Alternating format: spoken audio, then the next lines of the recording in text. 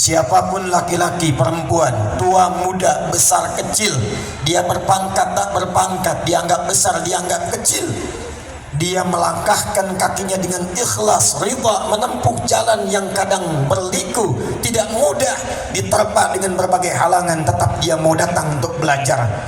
Kata Nabi, kalau ikhlas dia benar niatnya, dia berpeluang mendapatkan syafaat Rasulullah, dijawab semua langkahnya dengan diringankan langkahnya ke surga Allah Subhanahu wa ta'ala.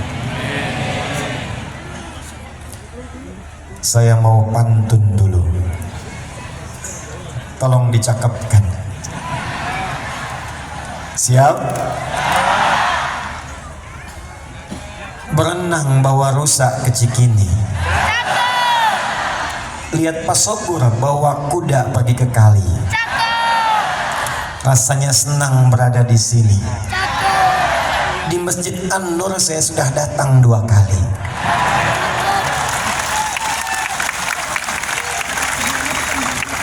(1440 Hijrah), 5 tahun yang lalu.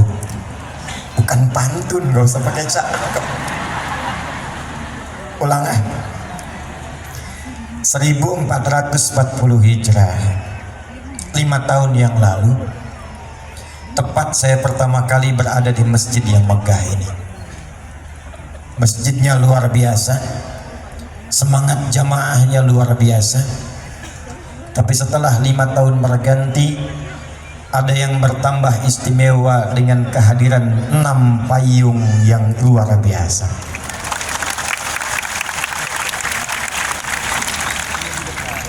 Tapi saya takut, saya khawatir dengan bertambahnya fasilitas ini, meningkatnya kualitas segala yang ada di masjid ini, saya khawatir tidak diiringi dengan peningkatan kualitas keimanan dan kekuatan untuk beribadah di masjid ini.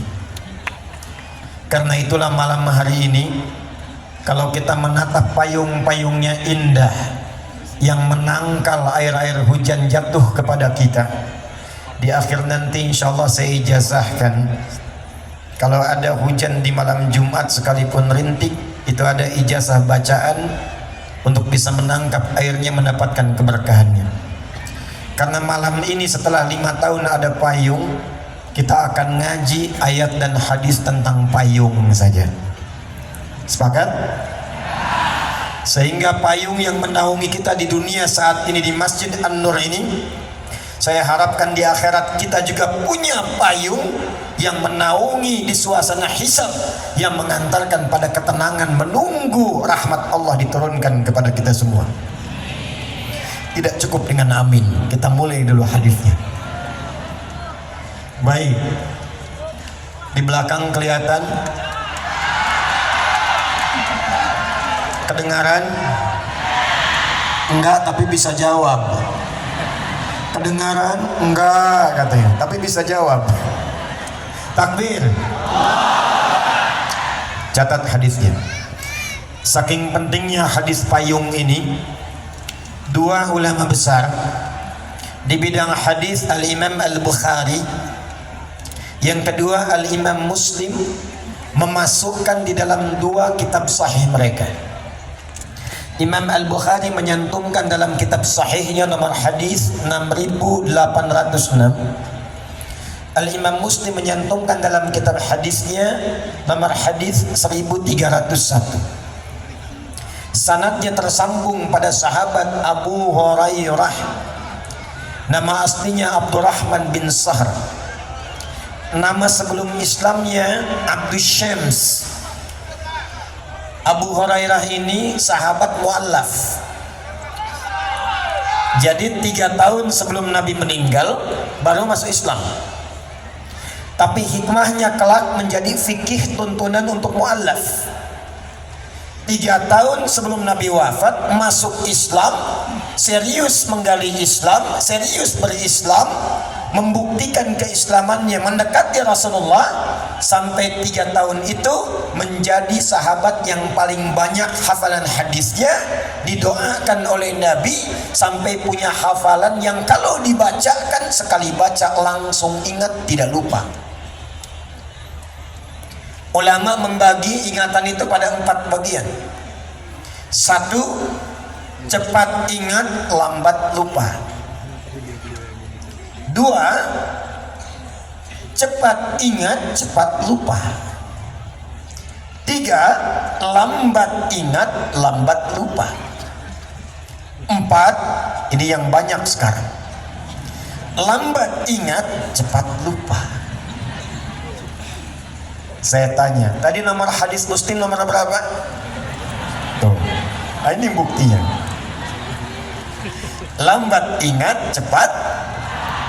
Gimana kita mengganti 4 ini sampai muncul yang kelima? Ini yang paling dahsyat dan tidak pernah ditemukan kecuali sanadnya bersambung kepada turas-turas Islam. Jadi kalau belajar ilmunya berdasarkan nilai Islam, muncul yang kelima. Apa yang kelima itu? Cepat ingat, sulit lupa. Jadi bukan mau ingat, mau lupa susah. Biasanya yang begitu utang. Ini ilmu. Nah, Imam Al-Bukhari nanti mengambil sanadnya Abu Hurairah, beliau mendapatkan keberkahannya dan mendapatkan warisan ilmu yang sama. Begitu dibacakan langsung ingat, bisa mengurutkan semua hadis dengan sanadnya dan tidak salah walaupun dengan titik komanya. Saya langsung bacakan hadisnya dari Nabi sallallahu alaihi wasallam. Qala Rasulullah sallallahu alaihi wasallam. Perhatikan kalimatnya. Sab'atun yadhilluhumullahu yawmal qiyamati fi dhillin yawma la dhilla illa dhilluh. Ada 7 golongan. Berapa golongan? Yang akan dipayungi oleh Allah di hari kiamat. Saat semua manusia sedang gelisah, ketakutan dan menunggu ingin cepat dihisab. Jadi sudah tidak peduli dengan keadaan, yang penting pengen dihisab, pengen dihisab. Keringat sudah naik mendekati leher, panas terasa terik. Yang penting pengen cepat dihisab, semua mencari syafaat. Jadi kalau kita ngaji Sahih Muslim itu ke ujungnya semua mencari syafaat, nabi-nabi didatangi. Sampai puncaknya nanti Rasulullah SAW yang pertama diperkenankan memberikan syafaat.